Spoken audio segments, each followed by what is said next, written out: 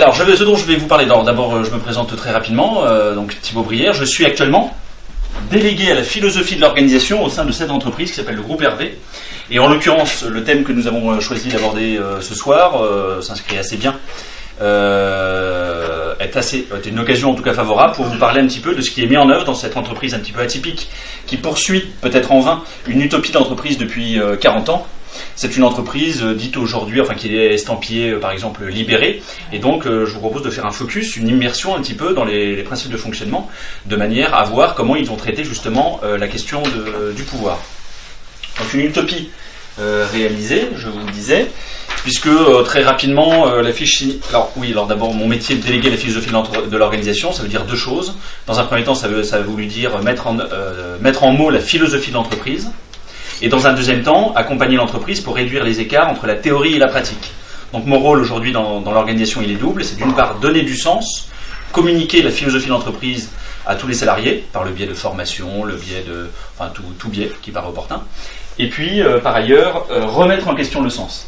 Remettre en question le sens de manière à sauvegarder naturellement l'esprit critique des individus. Parce que trop de donner du sens, ça va bien, mais on peut donner du sens dans un sens, dans un autre, et comme ça longtemps.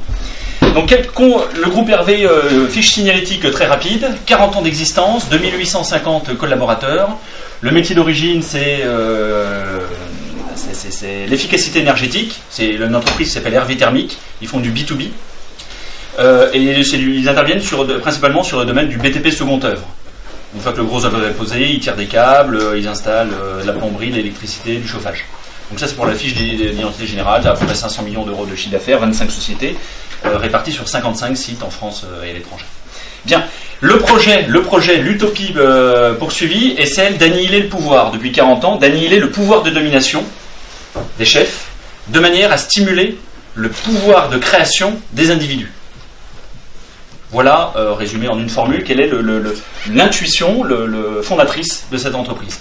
Parce que le fondateur donc, qui s'appelle Michel Hervé, qui lui-même était député européen, maire de la ville de Parthenay, son projet s'initie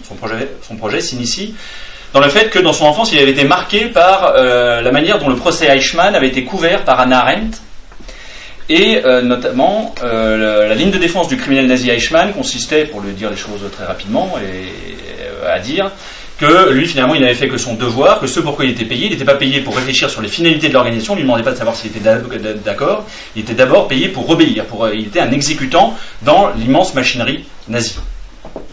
Bien. Et donc Michel Hervé ne voulait pas reproduire d'organisation dans laquelle des individus puissent se dire je suis en désaccord, je trouve cet ordre stupide, mais néanmoins sur mon contrat il est écrit subordination, donc je dois me soumettre, je suis payé pour, j'ai mon devoir d'État, j'ai une famille à nourrir, ainsi de suite, et donc je suis en désaccord, mais je dois mettre en œuvre la politique de l'entreprise, puisque je suis payé dans une certaine mesure pour ça, je ne suis pas payé pour, si on veut schématiser, comme disait Louis Charkel, je ne suis pas payé pour penser, mais pour exécuter, dans une certaine mesure. Et trop souvent, effectivement, la subordination, le contrat de subordination se traduit par de la soumission. Et donc comment faire, quel dispositif managérial mettre en place pour éviter ce type de dérive.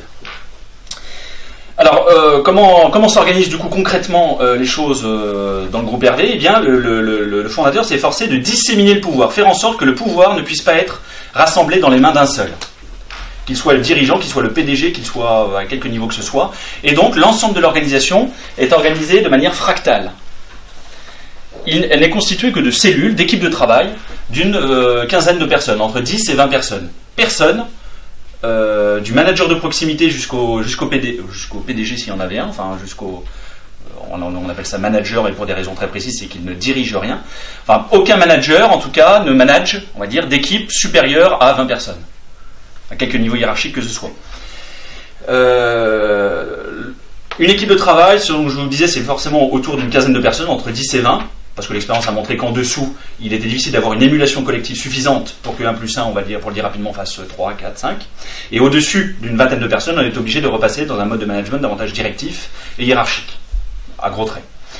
Chaque équipe de travail se donne sa propre stratégie, ses propres objectifs, dans une forme, en quelque sens qu'on entende le mot, de démocratie d'entreprise. Ils discutent ensemble ils définissent leurs propres objectifs, leurs propres stratégies, éventuellement leur propre activité. Demain, ils font actuellement, ce sont des installateurs chauffagistes, ils veulent ouvrir une librairie à Casablanca, et ben ils ont les moyens, enfin ils peuvent en tout cas, en fonction évidemment de ce qu'ils ont gagné les années précédentes, est-ce qu'ils ont les billes pour, et ainsi de suite. Donc chaque entreprise, chaque structure se donne ses propres objectifs. Ensuite, 15 structures, 15 équipes de travail constituent un territoire. Et les objectifs, du coup, la stratégie du territoire ne sont que l'agrégation et l'harmonisation des 15 équipes qui le constituent, ce territoire. Un territoire pouvant être la plupart du temps géographique, mais il peut également être organisé par métier. Parce que vous voyez bien que ces fonctions, ce qui définit un territoire, c'est le nombre de personnes. 15 fois 15. 15 structures de 15. Et ensuite, l'ensemble du groupe Hervé, la stratégie de l'ensemble du groupe Hervé n'est que l'agrégation et l'harmonisation des 15 territoires qui le constituent. Chacun des territoires étant constitué de 15 équipes, comme je viens de le dire. D'accord ? Donc structure fractale, relativement simple en tout cas sur le papier. Et donc le but, c'est de faire en sorte qu'il n'y puisse pas y avoir, si on veut, de petits chefs, ni même d'émergence de leaders, dans la mesure où un leader implique, dans une certaine mesure, ensuite il faut s'entendre sur le sens du mot leader, sauf s'il s'agit de servant leader, mais un leader implique des suiveurs. Et donc nous, on ne favorise pas, en tout cas, l'émergence de leaders, parce qu'on ne veut pas de suiveurs. On ne veut pas d'exécutants. Donc comment bâtir le principe général est celui-ci, comment bâtir une organisation dans laquelle il n'y ait pas d'exécutants, et donc, dans une certaine mesure, pas de leader. Et donc vous avez là une organisation, une entreprise de 2850 personnes dans laquelle il n'y a pas de DRH, pas de directeur financier, vous n'avez pas de comité de direction. Pour la bonne et simple raison qu'ils ne dirigent rien, une fois de plus. Ceux qui se retrouvent, si on veut, il y a une pyramide, mais aplatie, ceux qui se retrouvent au sommet de la pyramide, les managers de territoire, qui constituent l'équivalent, si on veut, par analogie d'un comité de direction, eh bien, les membres, ces managers de territoire, eux-mêmes ne dirigent rien. Leur rôle, c'est de catalyser, d'harmoniser, en fait, les points de vue des structures d'activité qui composent leur territoire. Et ensuite, eux, de faire preuve éventuellement de compromis ou de s'harmoniser entre eux, entre managers de territoire. Ça, c'est le schéma général. Donc, le pouvoir uniquement sur des petites structures, disséminer le pouvoir entre plusieurs mains pour le donner, finalement, aux personnes les plus proches du terrain. Est-ce que c'est ce que l'on entend aujourd'hui lorsque l'on parle d'entreprises dites libérées? C'est ce que l'on entend par là. En fait, c'est rapprocher le centre de décision du centre d'exécution, si je puis dire, de la ligne de terrain. Simplement, dans la plupart du temps, ce que l'on entend par là, c'est essentiellement faire en sorte que les individus disposent d'une plus large autonomie de moyens. C'est-à-dire que les objectifs ou la vision d'entreprise demeurent déterminés par les actionnaires ou par le fondateur. Il y a cette vision d'entreprise.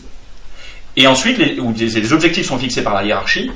Et ensuite, les individus, simplement, sont libres totalement quant aux moyens. Donc, ils ont une responsabilité d'atteindre des objectifs, mais ils sont libres du choix des moyens. C'est comme ça qu'on peut avoir des petites histoires, par exemple chez Faville, le dirigeant Jean-François Zobrist raconte souvent, c'est une fonderie Picarde dans le Nord, et également estampillé libéré, dans lequel un jour, un ouvrier il fabrique des pièces détachées, des pièces métalliques de boîtes de vitesse pour l'industrie automobile. Et ils allaient avoir un retard client, un ouvrier qui travaille dans l'usine, a serré les boulons, a pris l'initiative du coup, parce que c'est lui qui en même temps était en relation directement avec les clients, de louer lui-même un hélicoptère, parce qu'il ne sera pas dit qu'une fois ils auront eu un retard client. Donc il a pris lui-même l'initiative de louer, donc d'engager des frais importants pour qu'il n'y ait pas un retard client. Donc, mais là, il n'y a qu'une différence de degré par rapport aux entreprises traditionnelles, c'est-à-dire que l'autonomie ne porte à nouveau que sur les moyens, et pas sur la définition des objectifs. Raison pour laquelle l'autonomie n'est pas encore réelle, ou c'est pas encore une autonomie au sens où l'entend la philosophie politique, c'est-à-dire la capacité à se fixer à déterminer non seulement les moyens, mais également les finalités, c'est-à-dire les objectifs. Ce à quoi justement le groupe Hervé s'est efforcé depuis 40 ans, c'est faire en sorte que l'autonomie soit la plus réelle possible, et donc que les salariés déterminent non seulement les moyens de parvenir à des objectifs, mais également les objectifs de cette organisation. Tout ça, voilà, donc ça c'est le papier rose, ça c'est la théorie. Ensuite, la réalité. Alors la réalité, d'après ce que je peux moi observer, parce que donc j'ai coécrit un livre avec le fondateur sur l'organisation. Donc mon métier consiste à faire de la philosophie, en tout cas à essayer de faire de la philosophie en entreprise. La réalité, quelle est-elle? C'est que, en fait, le dirigeant, on peut tout aussi bien présenter la même organisation, qui paraît comme ça parfaitement démocratique, comme étant une dictature. Simplement, une dictature, c'est-à-dire qu'il y a un cadre qui est imposé. Le fait que ce soit de fonctionner par exemple en démocratie pour dire les choses rapidement, ça c'est imposé. Le fait par exemple il doit y avoir une réunion mensuelle, ça fait partie, il y a des figures imposées, des figures libres. C'est-à-dire que les managers sont formés à ne jamais intervenir dans la prise de décision de leurs collaborateurs. Ne pas intervenir, ne pas trancher dans les conflits. Tout ça doit être fait en équipe, donc en public. Mais donc le fait que le manager n'intervienne pas dans le contenu des décisions, ne veut pas dire qu'il ne fasse rien. En revanche, lui, s'il doit être non directif sur le contenu des décisions, le manager, en revanche, il doit être très directif, en tout cas directif sur la forme de l'organisation. Et donc sur l'animation des débats notamment. Parce qu'il ne s'agit pas de discuter le bout de gras, il s'agit de faire en sorte de parvenir à des décisions qui soient les plus rationnelles, les plus pertinentes possibles. Et donc la forme de l'organisation, elle, est imposée. Mais de même que dans la démocratie qu'on connaît aujourd'hui en France, par exemple, il y a une constitution qui, elle, dans une certaine mesure, est imposée, qui fixe le cadre. C'est-à-dire qu'une commune n'a pas le choix si elle le souhaite, ou si les citoyens de la commune s'entendent, de n'organiser d'élections municipales tous les 12 ans ou tous les 2 ans. Non, il y a une périodicité qui est déterminée par la loi. Là, c'est pareil. Il y a la loi générale, une forme de constitution de l'ensemble, qui dit que tous les mois, il doit y avoir une réunion mensuelle, il doit y avoir donc il y a un certain nombre de règles qui sont là pour obliger, dans une certaine mesure, pour forcer les personnes, pour forcer la liberté, on pourrait dire. Pour obliger les personnes à prendre les décisions par elles-mêmes et pour empêcher que n'émergent des petits chefs. Alors toute la difficulté est là, c'est-à-dire que plus l'environnement est censé être démocratique, plus vous pouvez avoir toutes les mêmes dérives que dans une démocratie classique, des systèmes de clans, des systèmes éventuellement des ententes plus ou moins mafieuses, c'est-à-dire que les individus vont s'entendre pour dire je vais abonder dans ton sens sur telle initiative, à charge de revanche une prochaine fois. Vous pouvez avoir des phénomènes de manipulation, c'est-à-dire qu'extérieurement le processus paraît démocratique, les individus se mettent d'accord, très bien. Puis en fait, vous avez le manager qui a plus ou moins ficelé sa réunion en amont, en disant un tel, ensuite je poserai telle question, toi tu réagiras de telle manière, et ainsi de suite. Donc les phénomènes de manipulation, voire même d'emballement collectif, sont d'autant plus forts. Et donc il faut former d'autant plus les managers à pouvoir déceler, à adopter une position méta, on dira, pouvoir déceler les phénomènes de bouc émissaire, d'illusionnement collectif, mimétique, et ainsi de suite.